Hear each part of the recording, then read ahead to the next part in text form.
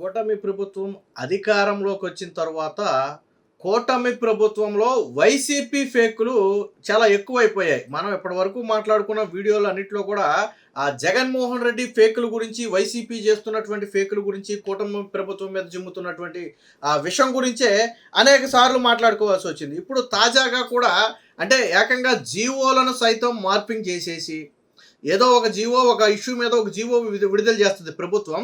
దాని GO number అలాగే ఉంచి మిగతాదంతా అలాగే ఉంచి మధ్యలో మ్యాటర్ని మాత్రం వాళ్ళకి కావాల్సినట్టు వాళ్ళు మార్చేసుకుంటారు. ట్విస్ట్ ఏంటో తెలుసా? ఏది నిజమైన జీవోనో ఏది ఫేక్ జీవోనో తెలుసుకోవడం కూడా కష్టంగా మారింది. చాలామంది చదువుకున్న వాళ్ళు, పవర్లో ఉన్నవాళ్ళు, అధికారులు కూడా ఇది ప్రభుత్వమే విడుదల చేసిన జీవో ఏమోనని కన్ఫ్యూజ్ అయ్యే పరిస్థితి వచ్చింది. ఆ స్థాయిలో ఆ వైసీపీ అయితే ఆ ఫేక్ ప్రచారం చేస్తుంది. అంటే ఒక రకంగా ప్రజలను కన్ఫ్యూజ్ చేసే ప్రయత్నం. దేని మీద కూడా స్పష్టత లేకుండా ప్రతిసారి కన్ఫ్యూజన్ క్రియేట్ చేసి పూర్తిగా ప్రజల మైండ్ని డైవర్ట్ చేసే పరిస్థితి. నిన్న వచ్చినటువంటి జీవో గురించి అటు ప్రభుత్వ ఉద్యోగుల్లోనూ ఆందోళన వచ్చింది, ఆ ఫేక్ జీవో గురించి సాధారణ ప్రజల్లో కూడా ఆందోళన వచ్చింది. ఏంటి ఆ ఫేక్ జీవో అంటే, ఆ జీవో నెంబర్ 1575 అనే ఒక జీవోని ఉద్యోగుల పదవీ విరమణ వయసును 62 నుంచి 65కు పెంచుతున్నట్టుగా ప్రభుత్వం ఒక జీవో ఇచ్చింది. కారణం ఏంటంటే పదవీ విరమణ తర్వాత వాళ్ళకి ఇవ్వాల్సినటువంటి రిటైర్మెంట్ బెనిఫిట్స్ ప్రభుత్వం ఇవ్వలేక వాళ్ళకి 3 ఏళ్ళు పెంచింది అనేది సారాంశం. సో అది వినగానే అటు ఉద్యోగులు ఆందోళన చెందారు ఒక్కసారిగా, అలాగే ఇటు సాధారణ ప్రజలు, నిరుద్యోగులు కూడా ఆందోళన చెందారు. వాస్తవానికి వీళ్ళు ఏమిటి వయసు పెంచమని అడగలేదు కదా, కూటమి ప్రభుత్వం ఎందుకు వచ్చిన తలనొప్పి, ఎందుకు పెంచుతున్నారు వీళ్ళని కన్ఫ్యూజన్కి వచ్చారు. వాస్తవానికి నేను ఇందాకే చెప్పాను చూడండి, చాలామంది అధికారులు కూడా ప్రభుత్వం ఏమో జీవో విడుదల చేసిందేమోనని చాలామంది కన్ఫ్యూజ్ అయ్యారు. ఎందుకు కన్ఫ్యూజ్ అయ్యారు అంటే అది అసలు నిజంగానే అలా ఉంది.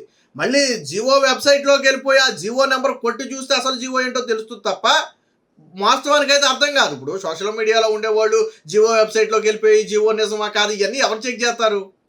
కూటమి ప్రభుత్వం వయసు 62 నుంచి 65కి ఉద్యోగులకు పెంచింది అని సోషల్ మీడియాలో పోస్ట్ చేస్తారు. పోస్ట్ చేయగానే జీవో కూడా ఉంది కాబట్టి ఈ ప్రభుత్వం పెంచేసిందేమోనని కొంత ఆందోళనకు గురై యాంటీ అయ్యే పరిస్థితి.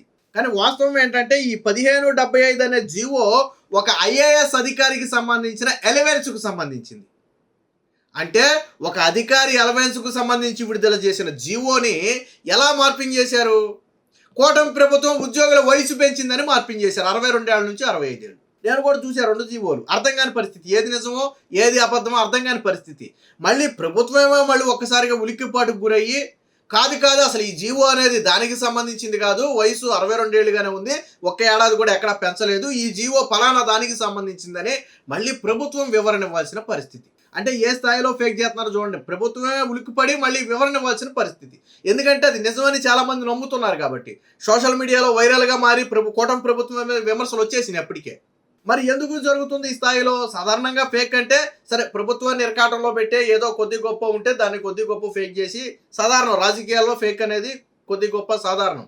కానీ వైసీపీ ఫేక్కి అడ్డు అదుపు లేకుండా పోతుంది. ఇది జీవోలని ఫేక్ చేస్తారు. అటు చంద్రబాబు గారు ఏదన్నా ఒక కార్యక్రమం చేస్తే ఆ కార్యక్రమంలో కొంత భాగాన్ని ఫేక్ చేస్తారు. ఆయన మాట్లాడితే ఫేక్ చేస్తారు.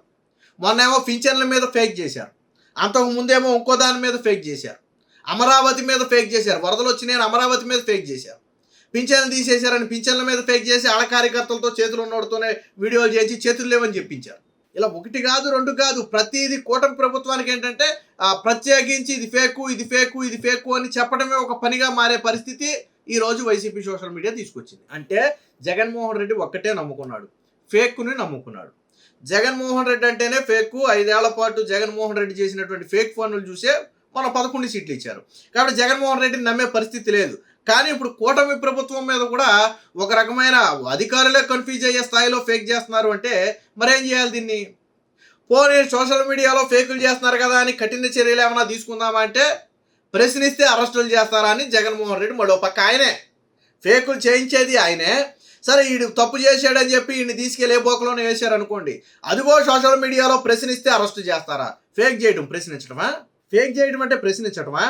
ప్రశ్నించడం అంటే ఏంటి? గతంలో ఇచ్చిన హామీ నెరవేర్చకపోతేనో, ప్రజలకు ఏదైనా ఇబ్బంది ఉండి దాన్ని కూటమి ప్రభుత్వం పట్టించుకోకపోతేనో నిలదీయాలి, తప్పులేదు. ప్రజా అవసరాల గురించి నిలదీయాలి, తప్పులేదు. ఏంది ఫేక్ చేసి అశాంతి సృష్టించేసి భయాందోళనలు సృష్టించేసి కూటమి ప్రభుత్వం మీద విమర్శలు వచ్చేలాగా చేసేసి తరువాత దాన్ని ప్రశ్నించడం అంటే చెల్లుద్దా? ప్రభుత్వం కూడా వీటి మీద కొద్ది కఠిన చర్యలు తీసుకోవాలి. ఎందుకంటే వీళ్ళు రెచ్చిపోవడానికి ప్రధాన కారణమే జగన్మోహన్ రెడ్డి ప్రతిసారి వెనకమాల ప్రశ్నిస్తే అరెస్టు చేస్తారని చెప్పి వెనకమాల రావటం, వాళ్ళ లీగల్ టీంని పెట్టి వాళ్ళందరినీ కాపాడే ప్రయత్నం చేయటం. కాబట్టి ఇలాంటి వాళ్ళ మీద కఠిన చర్యలు తీసుకోవాలి. దీనికి సంబంధించి చూడండి, ఫేక్ ముఠా వైసీపీ ఫేక్ ముఠా పేటరేగిపోతుంది. ఏది వాస్తవమో ఏది అవాస్తవమో గుర్తించలేనంతగా చెలరేగిపోతుంది. ఇప్పటి వరకు అమరావతిపై విషం కక్కిన వైసీపీ నకిలీ ముఠా ఇప్పుడు ప్రభుత్వ వ్యవహారాల్లో కూడా చొరబడింది. జీవోల విషయంలో కూడా నకిలీ మకిలీ అంటించింది. ఈ బురదను కడుక్కోవడం, నకిలీలకు చెక్కు పెట్టడం వరకే పరిమితం అవుతున్న చంద్రబాబు ప్రభుత్వం ఫేక్ ముఠాపై కఠిన చర్యలకు ఉపక్రమించడం లేదన్న విమర్శలు ఉన్నాయి. ఉపక్రమించడం లేదంటే ఇదే చెప్పేది. ఒకవేళ అరెస్టు చేస్తే ప్రశ్నిస్తే అరెస్టు చేస్తారా?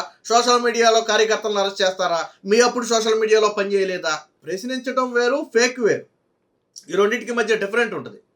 కానీ చంద్రబాబు గారు ఏంటంటే ఈ ప్రతిదానికి అరెస్టులు చేస్తే మళ్ళీ అదొక యాంటీ ఉద్యమం అనే ఒక ఉద్దేశంతో కూటమి ప్రభుత్వం ఉంది. వాస్తవానికి అరెస్ట్ చేయడం అనేది వాళ్ళకి చిటుకులో పని. పోలీసులకు చిన్న ఆదేశాలు ఇస్తే ఇక ఎక్కడ ఏముండదు, మొత్తం సెటరేట్ అయిపోద్ది. కాకపోతే అదే పనిగా అరెస్టు చేయటం కూడా కరెక్ట్ కాదు. ప్రజల్లోకి ఒక తప్పుడు సంకేతం వెళ్ళద్ది.